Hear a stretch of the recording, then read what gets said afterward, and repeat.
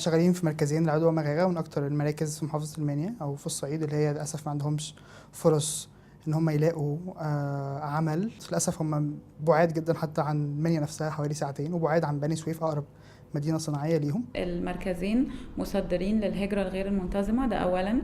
وثانيا المجتمعات في المركزين بتعاني من عدم قدرتها على استيعاب العائدين من الخارج وتحديدا ليبيا. مفيش حد بيوصله لهدف عمل، فعشان كده بيلجأ لطريق تاني، بيلجأ لطريق ان هو مثلا هجرة غير شرعية، ان هو بيسافر مثلا بيشتغل بره. لأن العدوى تعتبر على الحدود، وهنا بتخلصي الدبلوم، اليوم اللي بيخلص فيه تاني يوم بيكون مجهز شنطه ويتكل على الله على ليبيا. أنا كنت شغالة في محل، قعدت 7 سنين اشتغل في محل. جيت مريت بظروف صعبة شوية، عييت، فاضطريت ان انا اقعد في البيت. فحسيت ان انا كنت بدخل دخل، وحسيت في حياتي ان انا عايزة اجيبها زي ما كنت بجيبها، مش قادرة اجيبها. فتعرفت على جيرانة ام عمرو دي، قالت لي على حكاية ان احنا بنتدرب في الخياطة وكده، ومشروع ممكن تفتحيه في البيت ما تخليكيش ان تضطر تسيب البيت.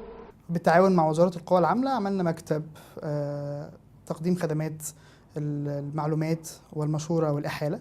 بنقدم تدريب اسمه PTS، يعني 30 جلسة بيتعلم فيهم ازاي يعيش صح. احنا بنعلمه ازاي انت انسان، ازاي انت ليك دور، ازاي ان ليك مسؤوليات وليك اهداف لازم تحققها. في البلد ما فيش كوافير، و4 قريات حوالينا او 5 ما عندهمش برضو كوافير، فاخترت الحاجه اللي هي مش موجوده علشان لما اعملها تفرق في المجتمع اللي انا فيه. وفي النهايه قدرنا نساعد شباب ان هم يشتغلوا في وظائف في القاهره، وظائف لائقه فيها اقامه مرتباتها تتناسب مع سعر السوق في الاماكن اللي موجودين فيها. وصلت الوظيفه، بوصل وظيفه زي كده يعني بتحقق احلام الانسان، ولا مثلا نفتح بيت، مصاريف البيت، المصاريف الشخصيه، المرتب كويس. كنت عامل مشروع بس ما كانش عندي اللي هي دراسه الجدوى اللي هي الكافيه دي، فطبعا الموضوع المشروع خسر معايا وكده يعني.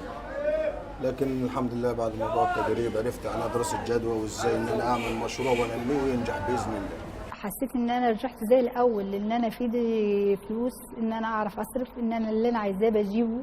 جابوا لنا حد قالوا هندربكم 10 ايام. جيت انا اشتركت معاهم واتدربت اللي هم ال10 ايام دول. فجت المدربه اتعلمت ولقت ايدي مشت في الفتله وفي الاستشوار. بقيت اعمل هنا في البيت لاي حد قريب، اخت جوزي كده. جبت الكرسي ده مستعمل وحد جاب لي الاستشوار ده قسط، وابتديت ان انا اشتغل في البيت على قد هنا. لكن هي كله بيعاني من موضوع البطاله، الدخل محدود، المصاريف ازيد، فكله بيعاني من الحته دي يعني. الهدف من المكون انه محاربة البطالة في العدوى ومغاغة، وبالتحديد مساعدة الناس عشان يقدروا يوصلوا لفرص عمل، سواء من خلال العمل في المصانع او من خلال ريادة الاعمال.